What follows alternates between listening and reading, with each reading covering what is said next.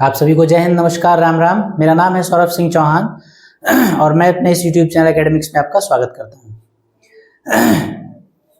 हम जो टॉपिक कर रहे हैं इस समय इन क्लासेस में, उसका नाम है सरफेस एरियाज एंड वॉल्यूम्स। जैसा कि आपके सामने पेज लगा हुआ है। सरफेस एरियाज एंड वॉल्यूम्स का मतलब है पृष्ठीय क्षेत्रफल और आयतन। ये इस टॉपिक पे बहुत सारी क्लासेस हम कर चुके हैं और कुछ क्लासेस अभी आपकी बची हुई हैं। तो आइए देखते हैं आज की क्लास में कौन से सवाल हमको लगाने हैं, कौन से क्वेश्चंस को सॉल्व करना है। देखिए, सिंपली हमने बेलन, शंकु, गोला, अर्धगोला ये सारे सवाल कर लिए थे। इनके वॉल्यूम्स और सरफेस एरियाज वगैरह निकाल लिए थे। अब उसके बाद जो लास्ट क्लास में टॉपिक हमने शुरू किया है वो है छिन्नक यानी फ्रस्टम ऑफ अ कोन।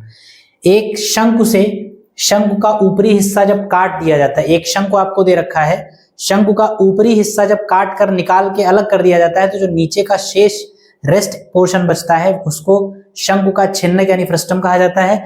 और उस बचे हुए भाग का क्षेत्रफल यानी कि उस बचे हुए भाग का आयतन यानी वॉल्यूम, वक्रपृष्ठ यानी कि सरफेस एरिया, और कुल वक्रपृष्ठ यानी संपूर्ण पृष्ठ यानी कि टोटल सरफेस एरिया, ऐसे सवाल आपको लगाने होंगे। इसमें हमने लास्ट क्लास में क्या किया था? लास्ट क्लास में हमने शंकु के छिन्नक यानी जो भी वो शंकु ये ऐसे बना के मैंने आपको बताया था। ये क्या है? कोन है। ये एक शंकु है। इसको अगर यहां से काट दिया जाए तो जो इसका नीचे का पोर्शन बचेगा, ऊपर वाला तो शंकु ही रहेगा, जो नीचे का पोर्शन बचेगा वो ऐसा कुछ बचेगा। इस बचे हुए पोर्शन का वॉल्यूम, सरफेस एरिया और टोटल सरफेस एरिया, ये सारी चीजें आपको निकालनी होंगी। तो इन सब चीजों के लिए फार्मूले दे रखे हैं। ये सारे फार्मूले मैंने कल समझाए थे, लास्ट क्लास में मतलब समझाए थे।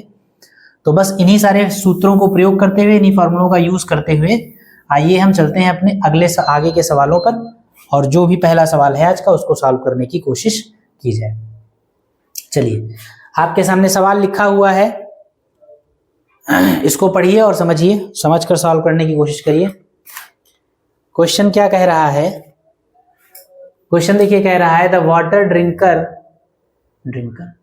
पानी पीने वाला, अच्छा, water drinker is a glass of height 14 centimetre, the base of the fourth of a cone.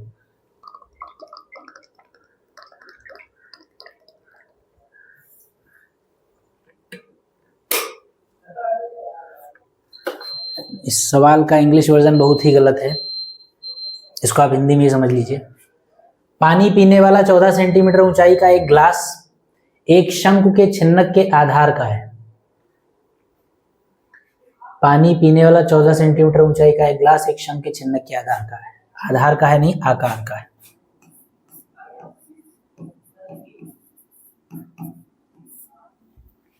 Shape, इसके दोनों वृत्ताकार सिरों के व्यास 6 सेंटीमीटर और 4 सेंटीमीटर है। गिलास की धारिता निकालिए। धारिता का मतलब आयतन होता है, ध्यान रखिएगा। धारिता का मतलब क्या होता है? धारिता का मतलब होता है आयतन, आयतन का मतलब वॉल्यूम।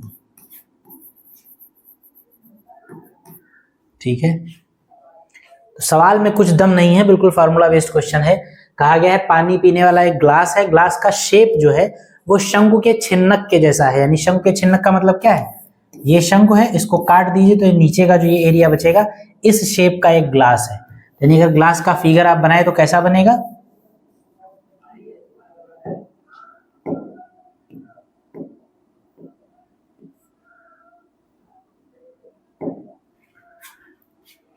जो ग्लास है वो ऐसा कुछ है।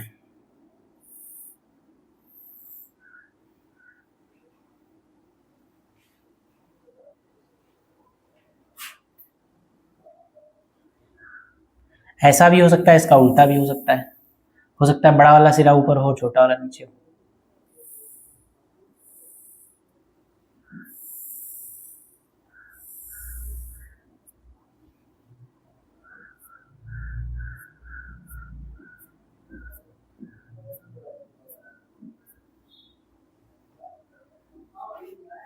ये ग्लास है, शंकु के छिन्नक के आकार का ग्लास है।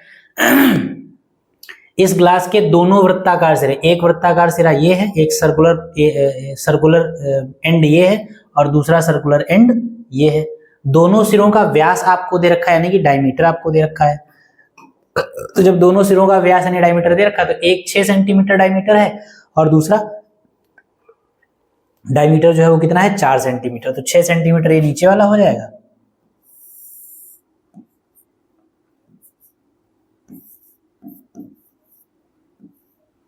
ये है 6 सेंटीमीटर और ये है 4 सेंटीमीटर।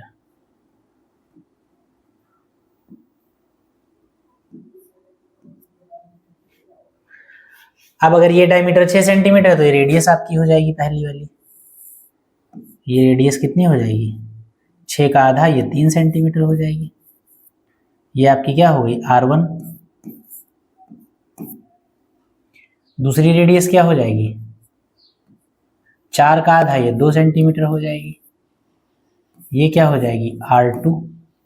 और इस ग्लास की हाइट क्या दे रखी है, ऊंचाई क्या दे रखी है 14 सेंटीमीटर, यानी ये ऊंचाई जो है यहां से लेकर यहां तक ये आपकी कितनी है 14 सेंटीमीटर। तो ये क्या हो गई H। तो ये एक ग्लास है, इस ग्लास की सारी डायमेंशंस आपको मालूम है। ग्लास की बड़ी वाली रेडियस, छोटी रेडियस, हाइट, सारी चीजें आपको मालूम है। इस ग्लास की धारिता आपको बतानी है। धारिता अगर आपसे पूछ दिया जाए तो धारिता का मतलब भी आयतन ही होता है, यानी कि वॉल्यूम ही आपको निकालना है। तो वॉल्यूम किसका ग्लास का, और ग्लास किस शेप का है शंकु के, छिन्नक के शेप का, तो यानी कि छिन्नक का आयतन आपको निकालना है। आइए, जो चीजें हमें पता है सवाल में, क्वेश्चन में जो भी चीजें आपको गिवन है, जो दे रखी हैं, उनको आप नोट कर लीजिए। सबसे पहले क्या कहा गया है,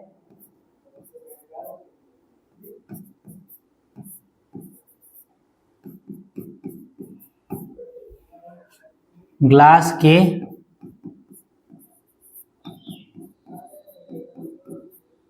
सिरों के व्यास कितने हो जाएंगे हैं 6 सेंटीमीटर तथा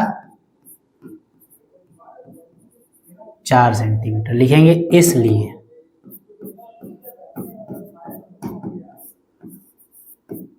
सिरों की त्रिज्याएं R1 बराबर हो जाएगी 6/2 इक्वल टू 3 सेंटीमीटर और R2 बराबर हो जाएगी 4/2 हो जाएगी इक्वल टू 2 सेंटीमीटर। बात समझ में आई? सिरों की त्रिज्याएं आपने निकाल ली। फिर क्या लिखेंगे, ग्लास की ऊंचाई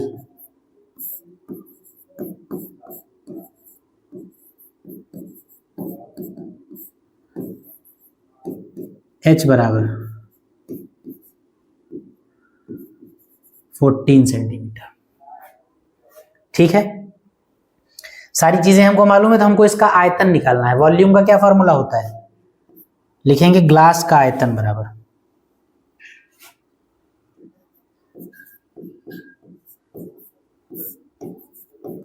या लिख लीजिए ग्लास की धारिता।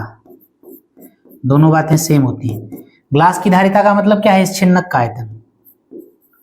भाई ग्लास जो है वो छिन्नक के आकार का ही तो है, तो ग्लास का आयतन निकालने का मतलब है उस ग्लास के आकार का आयतन, और ग्लास का आकार क्या है छिन्नक, तो छिन्नक का आयतन। और छिन्नक के आयतन का फॉर्मूला क्या होता है, याद करिए। अगर नहीं याद है तो आप जरा पीछे जाके एक बार वो कर लीजिए। छिन्नक का आयतन देखिए क्या होता है 1/3 पाई एच और R1 square R2 square plus R2 square plus R1 R2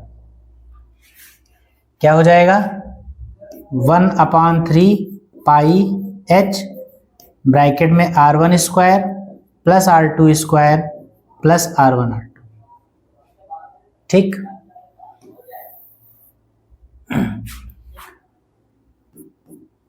यहां क्या हो जाएगा 1/3 पाई में ही आंसर निकाल लिया जाए। ठीक है, नहीं वैल्यू रख दीजिए।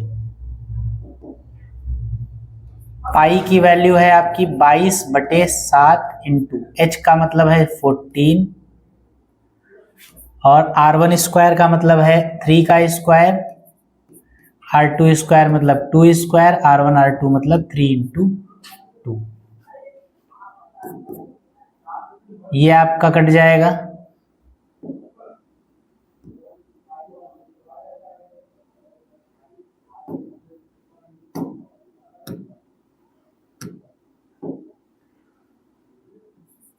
सेवन 2 14। ठीक, बाकी कुछ कटेगा नहीं, तो 22 दूना 44 हो गया और बटे में 3 हो गया, 3 तिहाई 9, 2 दूनी 4 और 3 दूनी 6, तो 2 दूनी 4 और 3 दूनी 6, 6 4 10, 10 और 9 19।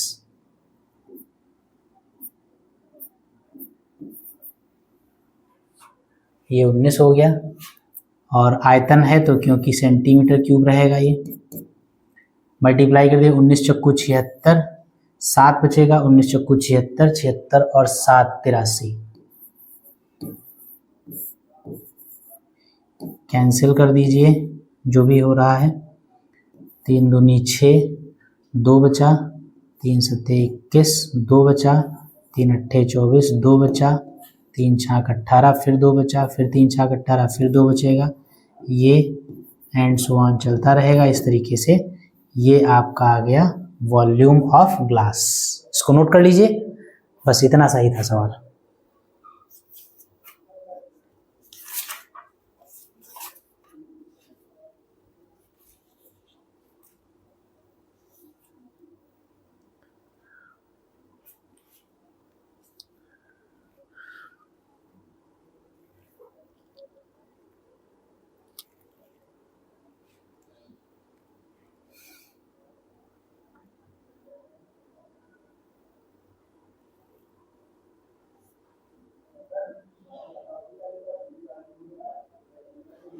चलिए अगला क्वेश्चन करते हैं हम लोग।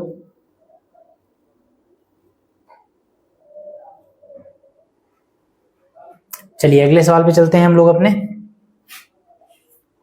नेक्स्ट क्वेश्चन देखिए, पढ़िए क्या कह रहा है। सवाल कह रहा है a cone of radius 10 centimetre is divided into 2 parts. ठीक, एक 10 सेंटीमीटर त्रिज्या का एक कोन है, एक शंकु है जिसकी त्रिज्या यानी रेडियस 10 सेंटीमीटर दे रखी है और डिवाइडेड इनटू 2 पार्ट्स, यानी इस कोन को 2 हिस्सों में बांट दिया गया। ये शंकु जो है इसको 2 हिस्सों में बांट दिया गया, यानी शंकु को कहीं से काटा गया है। जब काटा जाएगा तो ऊपर वाला हिस्सा शंकु ही रहेगा, नीचे वाला छिन्नक बन जाएगा।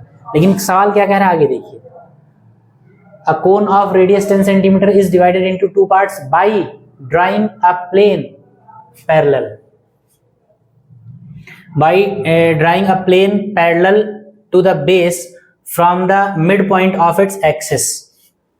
Compare the volumes of the 2 parts. एक शंकु है, देखिए समझिए, एक शंकु है, ऐसे एक शंकु है। शंकु का जो एक्सिस है, एक्सिस का मतलब शंकु की जो हाइट है, ये जो अक्ष है, ये इसके बीचों बीच से इस शंकु को काट दिया गया। कहने का मतलब अगर टोटल ऊंचाई h है तो h/2 ऊपर h/2 नीचे। ठीक, इसके बीचों बीच से इसको काट दिया गया। अगर बीचों बीच से इसको काटा गया तो जो काटने के बाद नया शंकु बना है उसके आयतन और पुराने वाले शंकु के आयतन, यानी कि पूरे शंकु के आयतन। बात समझ रहे हैं? एक शंकु दे रखा है, इस शंकु को इसकी हाइट के बीचों बीच से काट दिया गया, इसके एक्सिस के बीचों बीच से काट दिया गया। ऐसी स्थिति में जो नया शंकु बन के तैयार हुआ ऊपर छोटा वाला, उसके आयतन और इस पुराने वाले शंकु के आयतन, यानी पूरे बड़े शंकु के, जो पहले वाला बड़ा शंकु है उसके आयतन में अनुपात क्या होगा। जो नया शंकु बन के तैयार हुआ उसका आयतन और जो पहले पुराना वाला शंकु था उसके आयतन में रेशियो आपको निकालना है, वॉल्यूम्स का रेशियो आपको निकालना है। ठीक है बात? तो आइए चलिए फिगर बना लीजिए एक और शुरू हो जाइए।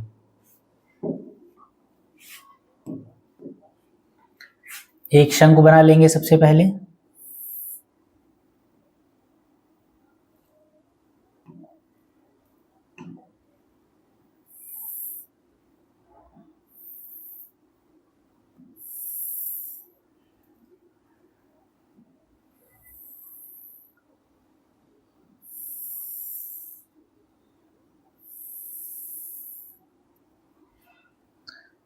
इसको बीच में से काट दिया गया।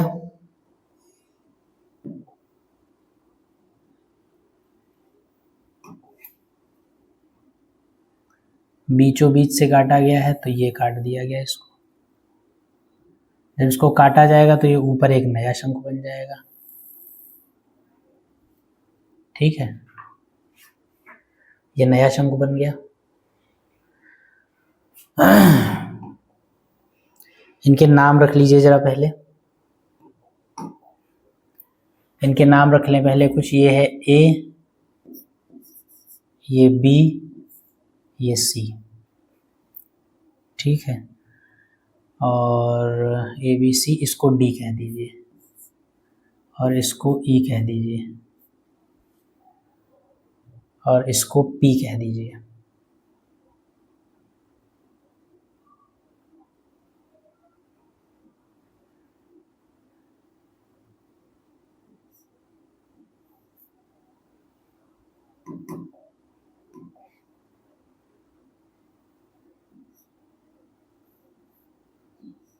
इसको P कह दीजिए और इस वाले पॉइंट को आप कह दीजिए Q।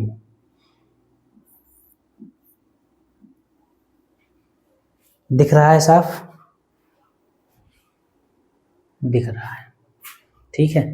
ये P हो गया, ये Q हो गया, ये सारे नाम रख लिए हमने। अब क्या क्या चीजें दे रखी हैं पहले इस बात पर देख लिया जाए। 10 सेंटीमीटर त्रिज्या वाला शंकु है।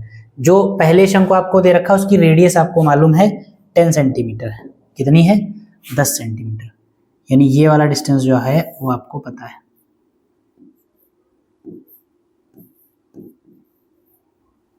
यानी CP पता है।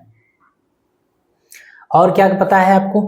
और ये पता है कि इस शंकु को बीचों बीच में से काटा गया। जब बीचों बीच में से काटा गया है तो टोटल हाइट जो भी आप मानेंगे, ऊपर वाली हाइट उसकी आधी हो जाएगी। तो टोटल हाइट मान लीजिए h है, तो ऊपर वाली कितनी हो जाएगी? h/2।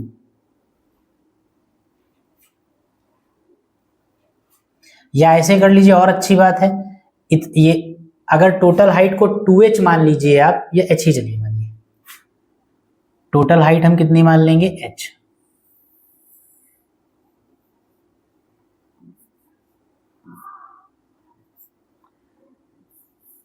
ये है आपकी h, तो इसलिए यहां से लेकर यहां तक कितनी हो जाएगी?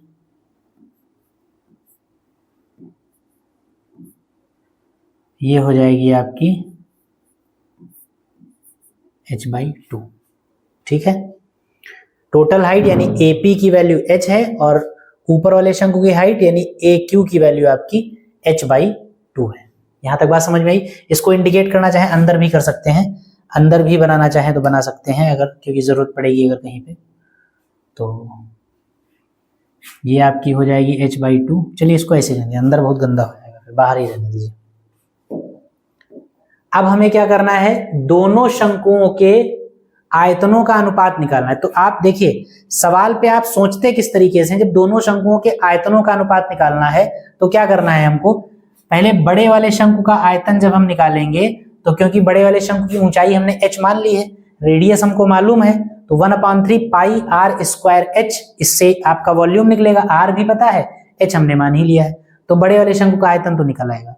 लेकिन जब छोटे वाले शंकु का आयतन निकालना होगा आपको, काटने के बाद जो ऊपर आपका शंकु ये छोटा वाला मिला है, इसका वॉल्यूम निकालना होगा।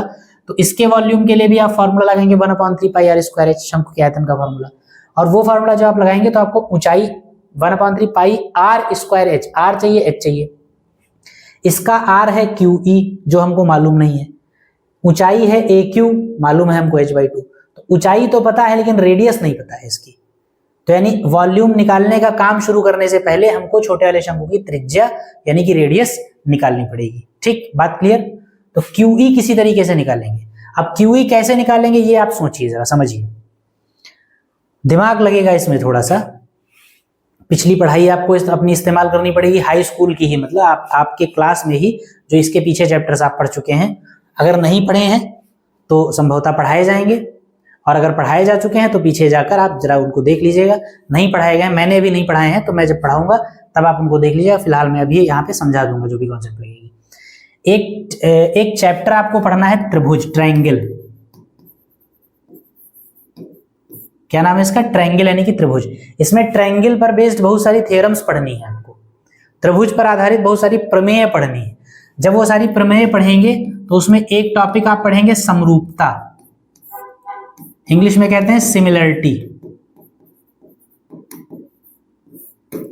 ठीक, समरूपता जब आप पढ़ेंगे तो उसमें आपको पढ़ाया जाएगा दो ट्रायंगल्स अगर एक दूसरे के आसपास बने आपको दिख रहे हों तो क्या कंडीशंस होंगी कि वो दोनों ट्रायंगल्स एक दूसरे के समरूप होंगे यानी कि सिमिलर होंगे।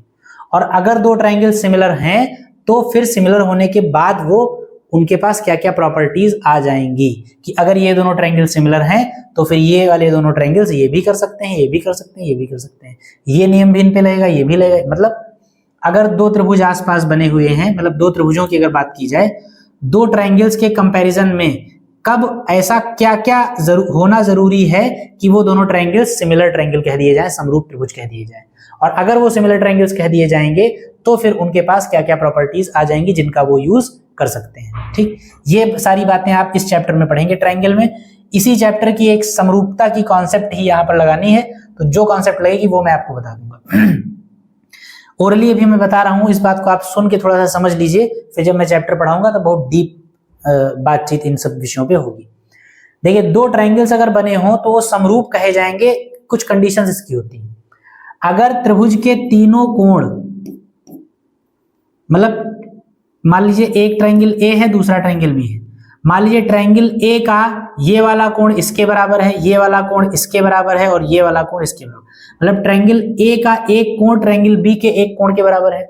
फिर ट्रायंगल ए का दूसरा कोण ट्रायंगल बी के किसी दूसरे कोण के बराबर है। फिर ट्रायंगल ए का तीसरा कोण ट्रायंगल बी के बचे हुए तीसरे कोण के बराबर है। यानी कहने का मतलब है कि अगर दो त्रिभुजों के करस्पॉन्डिंग एंगल सेम हो, यानी कि संगत कोण समान हो, तो ऐसी स्थिति में दोनों त्रिभुज समरूप त्रिभुज कहे जाएंगे। या दो कोण बराबर हो और एक भुजा बराबर हो, तब भी क्या कहा जाएगा, तब भी क्या कहा जाएगा, तब भी ये समरूप कहे जाएंगे। लेकिन यहाँ पर एंगल वाला कॉन्सेप्ट ही चल जाएगा, इसलिए आप आइए देखिए वही वाला हम लोग लगा लेते हैं। क्या कि एक त्रिभुज के तीनों कोण दूसरे त्रिभुज के तीनों कोणों के अगर बराबर हैं तो दोनों त्रिभुज क्या कहे जाएंगे, समरूप त्रिभुज कहे जाएंगे। ठीक है, तो आइए देखते हैं। सबसे पहले तो इनको समरूप प्रूफ करेंगे हम, उसके बाद समरूपता में क्या होता है वो देखेंगे। तो रेडियस निकालनी है हमको। देखिए, अब सीपी पता है और क्यूई निकालनी है, तो इसके लिए हम क्या करें, एक वो ट्रायंगल ले लें जिसमें सीपी हो और एक वो ट्रायंगल ले लें जिसमें क्यूई हो, ताकि हमको क्यूई की वैल्यू सीपी के टर्म्स में मिल जाए। सीपी की वैल्यू 10 मालूम ही है, तो एक वो त्रिभुज यूज करेंगे, ट्रायंगल यूज करेंगे जिसमें क्यूई आ जाए, और एक वो ट्रायंगल यूज करेंगे जिसमें सीपी आ जाए। कौन कौन से ट्रायंगल्स होंगे, एक ट्रायंगल आपका हो जाएगा एक ट्रायंगल आपका हो जाएगा ए, देखिए मैं थोड़ा सा अलग बना रहा हूं, ए क्यू ई, एक ट्रायंगल आपका ये हो जाएगा। और दूसरा ट्रायंगल जो है वो आपका ये हो जाएगा, देखिए ए पी सी। येलो और ग्रीन वाले ट्रायंगल्स अगर आप ले लीजिए तो येलो वाले ट्रायंगल में क्यूई आ जाएगा और ग्रीन वाले ट्रायंगल में सीपी आ जाएगा। ये दोनों ट्रायंगल्स हम यूज करेंगे। अब कैसे यूज करेंगे, देखिए इन दोनों ट्रायंगल्स को हमको सिमिलर प्रूफ करना है, ये बात आप ध्यान रखिएगा। इनको क्या प्रूफ करेंगे हम, सिमिलर यानी कि समरूप प्रूफ करेंगे। अब समरूप प्रूफ करने के लिए देखिएगा, समझिएगा ध्यान से। सवाल में देखिए कहा गया है कि जो प्लेन काटा, जिस प्लेन से जिस समतल से शंकु को काटा गया है वो कैसे काटा गया है, parallel to the base. Base है आपका बीसी और जिस समतल से इसको काटा गया है वो समतल बीसी के समांतर है। किस समतल से काटा गया है, डीई से। डीई से ही तो काटा गया, डीई नाम की एक चाकू थी उससे इसको काट दिया गया, और डीई जो है वो बेस के पैरेलल है, बेस के समांतर है, ऐसा दिया है। तो इसका मतलब डीई और बीसी आपस में समांतर है, पैरेलल है। डीई और बीसी पैरेलल होने का मतलब है क्यूई और सीपी एक दूसरे के पैरेलल हैं, क्योंकि ये इसी के हिस्से हैं। ठीक, अगर तो इनको मैं इधर बना रहा हूं, देखिए ये आपका डीई बन गया,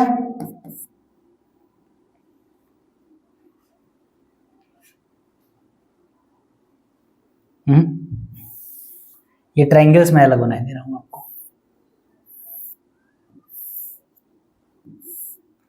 यही तो बना हुआ है, ये डी है, ये ई है, ये बी है, ये सी है, ये ए है। डीई और बीसी एक दूसरे के पैरेलल है। ये क्यू है, सॉरी ये क्यूई है और ये पीसी है। ठीक, डीई और बीसी समांतर मतलब क्यूई और सीपी समांतर। क्यूई और सीपी समांतर है और ये समांतर है, और देखिए ये तिर्यक रेखा इनको काट रही है, एसी तिर्यक रेखा काट रही है। ठीक, ये एक तिरछी लाइन काट रही है। अगर ये लाइन काट रही है तो ये वाला कोण और ये वाला कोण क्या होंगे, संगत कोण होंगे, करस्पॉन्डिंग एंगल्स होंगे। अगर आपने बचपन में इसके पहले वाली क्लास में संगत कोण वगैरह पढ़े हैं तो आपको मालूम होगा, नहीं पढ़ा हो तो आप पीछे ही क्लास में जाके रिवाइज करिएगा तो आपको समझ में आएगा। एक ये रेखा और एक ये रेखा समांतर रेखा है और इसको एक ये कोई तिर्यक रेखा काट दे तो ये वाला एंगल और ये वाला एंगल ये करस्पॉन्डिंग एंगल्स कहे जाते हैं। मतलब इस रेखा के द्वारा पहली लाइन पर बना कोण और दूसरी लाइन पर बना कोण दोनों क्या होते हैं, संगत कोण, करस्पॉन्डिंग एंगल्स होते हैं और दोनों एक दूसरे के बराबर होते हैं। तो क्योंकि QE और PC समांतर हैं इसलिए ये वाला कोण और ये वाला कोण आपस में बराबर होंगे। तो आइए अपने फिगर में देखते हैं। डॉट रखेंगे हम लोग, जो एंगल्स बराबर होंगे उनके लिए हम डॉट रखेंगे। पहले इन डॉट्स को खत्म करिए।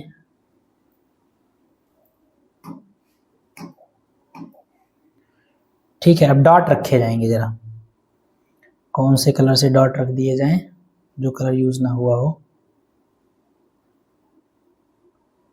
इससे रख दिए जाएं, ब्लैक से ही रख दिए जाएं। देखिए इसका मतलब जब ये लाइन और ये लाइन समांतर है, पैरेलल है, तो ये वाला एंगल इस वाले एंगल के बराबर होगा। ठीक, यानी छोटे वाले ट्रायंगल का ये एंगल AEQ और बड़े वाले ट्रायंगल का एंगल ACP एक दूसरे के बराबर है। एक बात सिद्ध हुई।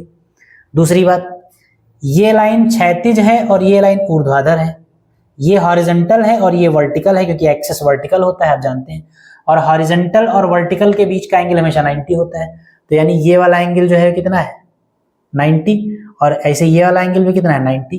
तो 90 एक दूसरे के बराबर हो गए, यानी ये वाला कोण और ये वाला कोण एक दूसरे के बराबर, दो कोण बराबर हो गए। और जब दो ट्रायंगल्स, और ये वाला कोण देखिए कॉमन है कॉमन कि नहीं भाई। एंगल A जो है ये इस छोटे वाले ट्रायंगल के लिए भी यही है और बड़े वाले ट्रायंगल के लिए भी यही है, तो ये एंगल कॉमन है। तो इसका मतलब तीनों कोण एक दूसरे के बराबर हो गए। ये वाला इसके बराबर, एंगल E एंगल C के बराबर, एंगल P एंगल Q के बराबर, और एंगल A दोनों में कॉमन। इसका मतलब दोनों त्रिभुजों के तीनों कोण बराबर हैं, और अगर तीनों कोण बराबर हैं तो त्रिभुज समरूप है, यानी कि सिमिलर है। और अगर सिमिलर हैं तो फिर क्या प्रॉपर्टीज होती हैं वो आइए देखिए, मैं बताता हूं आपको। यहाँ पे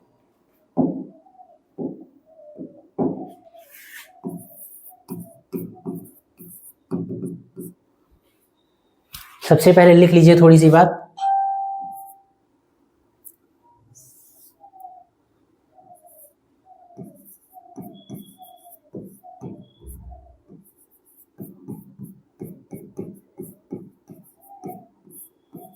शंकु की त्रिज्या बराबर R1 बराबर 10 सेंटीमीटर, बड़े वाले शंकु की बात की जा रही है।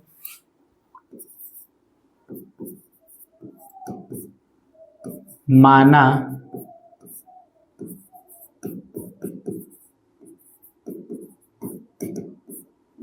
शंकु की ऊंचाई h है,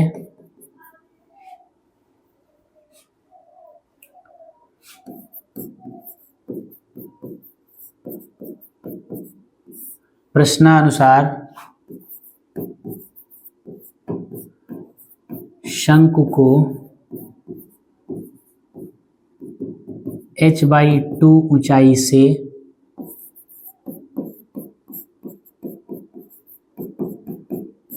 काटा जाएगा।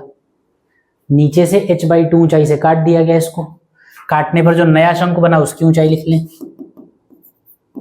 इसलिए नए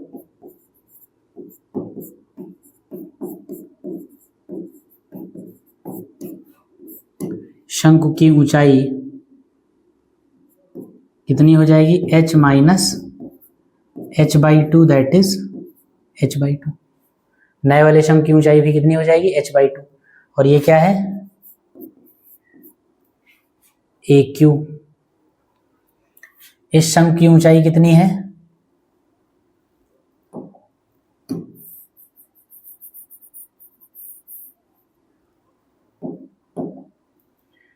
पहले वाले शंकु की ऊंचाई AP बराबर h है।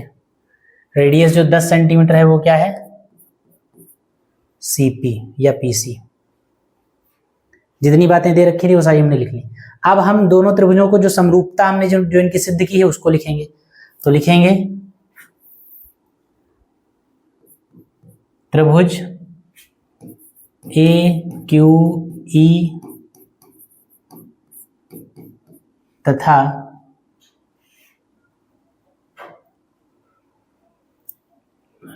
त्रिभुज ए पी सी में क्या हो जाएगा? सबसे पहले एंगल ए ई क्यू बराबर angle A C P,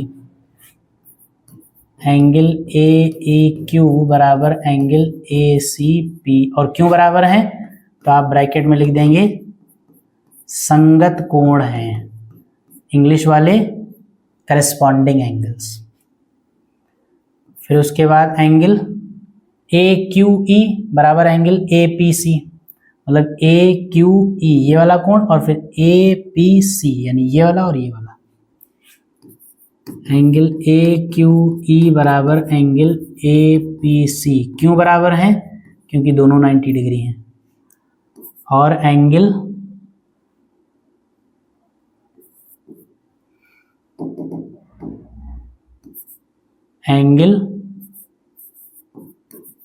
Q A ई बराबर है एंगल पी ए सी के। और क्यों बराबर है? क्योंकि ये उभयनिष्ठ हैं यानी कि कॉमन है। और अगर तीनों कोण बराबर हो गए तो इसका मतलब क्या हो जाएगा? इसका मतलब ट्रायंगल ए क्यू ई समरूप है ट्रायंगल ए पी सी के। ठीक, दोनों त्रिभुज समरूप हो गए। अब समरूप अगर हैं तो अब इस समरूपता की क्या प्रॉपर्टीज होती है वो मैं आपको बता दूं। अगर दो ट्रायंगल समरूप हैं तो उनकी संगत भुजाएं समानुपाती होती हैं, यानी कि करस्पॉन्डिंग साइड्स जो होती हैं वो सेम प्रोपोर्शन में होती हैं। करस्पॉन्डिंग साइड्स क्या होती हैं? जो कोण बराबर है उसके सामने वाली भुजा आप लेंगे। ठीक, तो यहां देखते जाइए ए ई क्यू, हमको जरूरत देखिए ए ई क्यू के सामने वाली भुजा कौन सी है? ए क्यू। और ए क्यू के अपॉन में वो भुजा लिखेंगे जो ए ई क्यू के बराबर वाले कोण के सामने होगी। तो ए ई क्यू के सामने वाली भुजा पहले हम लिखेंगे। एंगल ए ई क्यू के सामने भुजा कौन सी है? ए क्यू। और इसके अपॉन में कौन सी लिखेंगे? ए ई क्यू के सामने वाली भुजा हमने ए क्यू लिख ली, तो इसके बटे में हम वो भुजा लिखेंगे जो ए सी पी के सामने होगी। ए सी पी, इसके सामने कौन सी भुजा है? पूरी ए पी। इसको समझ लीजिएगा, अभी फिलहाल समझ लीजिएगा, बाकी चैप्टर पढ़ाया जाएगा पूरा, तब फिर बहुत डिटेल में बात करेंगे, बहुत आराम से धीरे धीरे बात करेंगे। दूसरी भुजा कौन सी लीजिए? क्यू ई ले लीजिए। देखिए एंगल क्यू ए ई, यानी ये तीन डॉट्स जो हैं इसके सामने कौन सी भुजा है? क्यू ई, तो क्यू ई ले लीजिए। और इन तीन डॉट्स के सामने बड़े वाले त्रिभुज में कौन सी भुजा है? सीपी, तो सीपी ले लीजिए। ये ध्यान रखिएगा, ऑर्डर नहीं चेंज करना है। अगर आपने पहली बार में जो भुजाएं ली हैं उसमें छोटे वाले त्रिभुज की भुजा ऊपर है तो अब हर बार छोटे वाले त्रिभुज की भुजा ऊपर ही रहेगी। और इसी तरीके से तीसरी वाली भुजा भी ले सकते हैं, ये वाली, लेकिन इसकी जरूरत नहीं है तो हम नहीं लेंगे, लेकिन ले वो भी सकते हैं। ए की यानी अगर त्रिभुज समरूप है तो A Q upon A P equal to Q A upon C P आ गया। अब जरा इसको देखिए, वैल्यू पुट करिए। ए क्यू कितना है? ए क्यू h/2 और अपॉन में ए पी कितना है? h, तो ये हो जाएगा आपका h/2 और upon h is equal to Q E कितना है? नहीं पता है हमको। क्यू ई है रेडियस छोटे वाले शंकु की, तो इसको हम R2 मान लें। और CP कितना है? 10। ठीक है, H से H कैंसिल हो गया, 1/2 नीचे आ जाएगा, 10 इधर आ जाएगा, कुल मिला के आपका देखिए क्या आ जाएगा। R2 इज इक्वल टू आ जाएगा 1/2, तो इधर रहेगा ही, 10 इंटू में चला जाएगा, यानी R2 इक्वल टू कितना आ जाएगा? 5 सेंटीमीटर। यानी छोटे वाले ट्रायंगल की रेडियस जो थी वो हमने निकाल ली।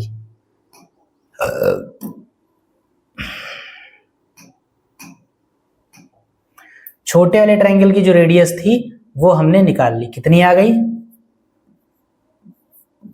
R2, ये हमने निकाल ली, 5 आ गई। अब हम दोनों का आयतन निकाल सकते हैं, छोटे वाले कोण का वॉल्यूम निकाल सकते हैं और बड़े वाले कोण का भी निकाल सकते हैं। दोनों का निकाल लीजिए, जरा इसको मिटा दीजिए।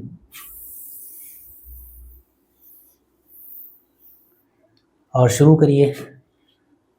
सबसे पहले क्या लिखेंगे? बड़े शंकु का आयतन, चाहे तो एक साथ ही रेशियो निकालना ना, तो रेशियो एक साथ ही निकाल लीजिए, बड़े शंकु का आयतन बटे छोटे शंकु का आयतन,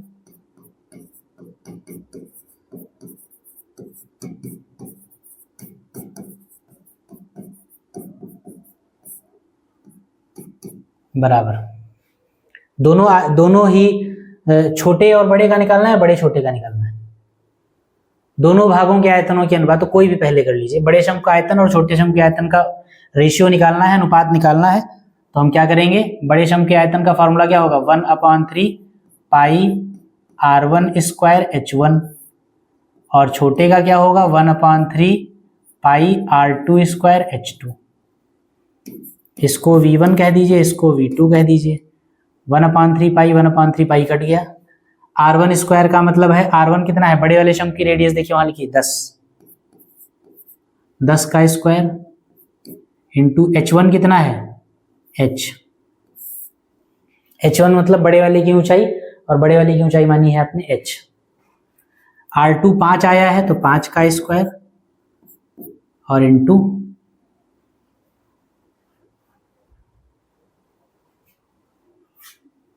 h2 कितना है, h/2। h से h कैंसिल हो जाएगा, ये कितना आ जाएगा 100 मल्टीप्लाइड बाई 2 बटे 5 बचे 25। ये कितना आ जाएगा, कट जाएगा, 25 × 25 और 25 × 100, यानी ये कितना आ जाएगा,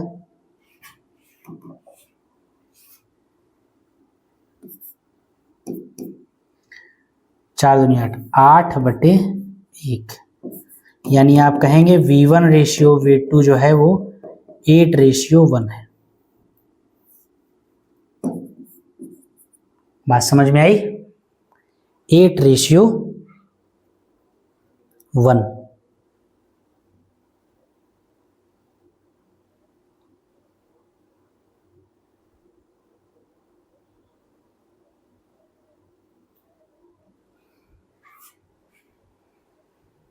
देखिए इस सवाल में, देखिए थोड़ा सा लैंग्वेज पे ध्यान दीजिए, तो कुछ और चीजें निकालनी है। यहाँ पे आपको दोनों शंकुओं के आयतन का अनुपात नहीं निकालना है, दोनों भागों के आयतनों की तुलना करिए। तो देखिए हम लोगों ने क्या किया है, दोनों शंकुओं के आयतनों का अनुपात निकाल लिया है। तो चलिए जो निकाल लिया है वो कोई गलत नहीं है। मान लीजिए अगर पूछ दिया जाए आपसे कि जो नया शंकु बना और पुराने शंकु के आयतन का अनुपात निकालिए, तो यही निकलेगा, निकल के आएगा v1 और v2 का रेशियो 8:1। लेकिन जो एक्चुअली निकालना है उसको भी निकाल लेते हैं। क्या निकालना है, जब काट कर आपने इसको निकाला तो काट कर जो ये वाला शंकु अलग हुआ, इसका आयतन और जो बचा उसका आयतन, कहा गया है काटने के बाद जो दो भाग बचेंगे उन दोनों भागों के आयतनों का रेशियो निकालना है। यानी जो निकल के अलग हुआ शंकु उसका आयतन और जो बचा उसका आयतन, इन दोनों का रेशियो आपको निकालना है। यहाँ पर हम लोगों ने दोनों शंकुओं के आयतनों का अनुपात निकाल दिया, तो उसको काटने की जरूरत नहीं, उसको भी बना रहने दीजिए। बाय द वे अगर दोनों शंकुओं के आयतनों का अनुपात पूछ दिया जाए तो आपके पास लगा हुआ है। दोनों भागों के आयतनों का अनुपात निकालना, तो उसको भी हम निकाले ले रहे हैं, उसमें कोई बड़ी बात नहीं, सारे डायमेंशन हमारे पास हैं तो हम निकाले ले रहे हैं उसको भी। इसी के आगे आप कर लीजिए, कंटिन्यू कर लीजिए। ठीक है, तो दोनों भागों का रेशियो निकालना है, यानी इसका और इसका नीचे वाले का। तो ऊपर वाले का v1, ऊपर वाले का तो हम निकाल चुके हैं, छोटे वाले का v2 कितना, नहीं आयतन अलग से नहीं निकाला, तो आयतन अलग से निकाल लीजिए। यहाँ पे हमने डायरेक्ट रेशियो वो निकाला है, अलग से निकाल लीजिए, चाहे एक साथ ले लीजिए। लिखेंगे ऐसे, लिख लीजिए शंकु A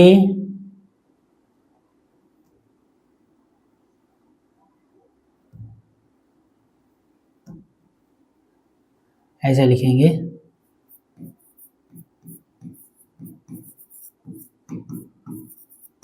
इसको फर्स्ट पार्ट डाल दीजिए इसका, इसको दो, ऐसा मान लीजिए कि इसमें दो पार्ट्स हैं। नए शंकु का आयतन यानी नया जो ऊपर बना है वो, और बटे बचा हुआ जो नीचे भाग यानी छिन्नक का आयतन।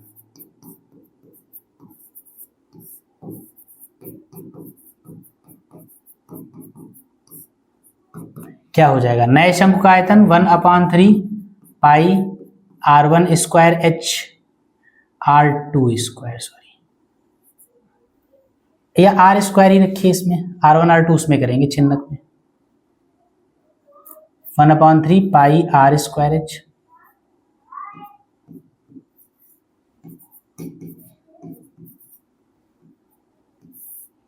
और अपॉन ये हो जाएगा 1/3 पाई h।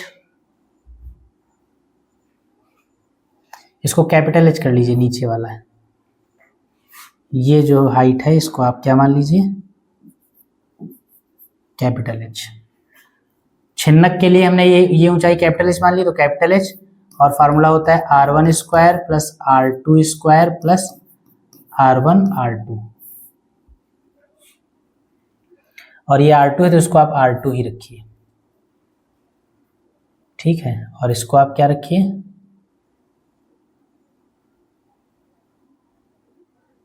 h1 h2 किया था तो इसको h2 कर लीजिए, वैल्यूज रख दीजिए सारी, ठीक। 1/3 पाई से 1/3 पाई कट जाएगा। r2 कितना है, r2 है आपका 5 आया था, तो 5 का स्क्वायर इंटू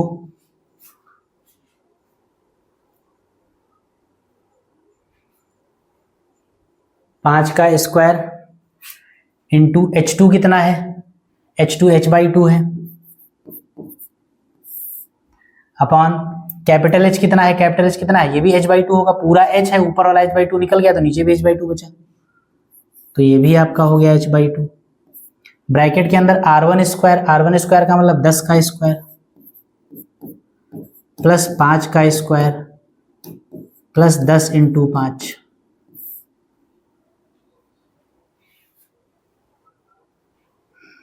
ठीक है, नोट करिए।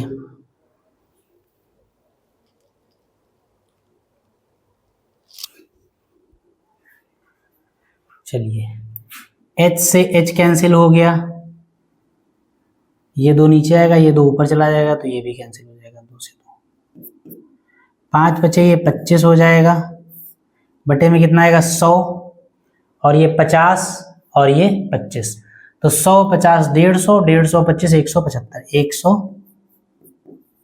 175, 25 से कट जाएगा कितनी बार, 25 एकम 25 और 25 सत्ते 75, यानी ये कितना आ गया 1/7, यानी रेशियो कितना आ जाएगा,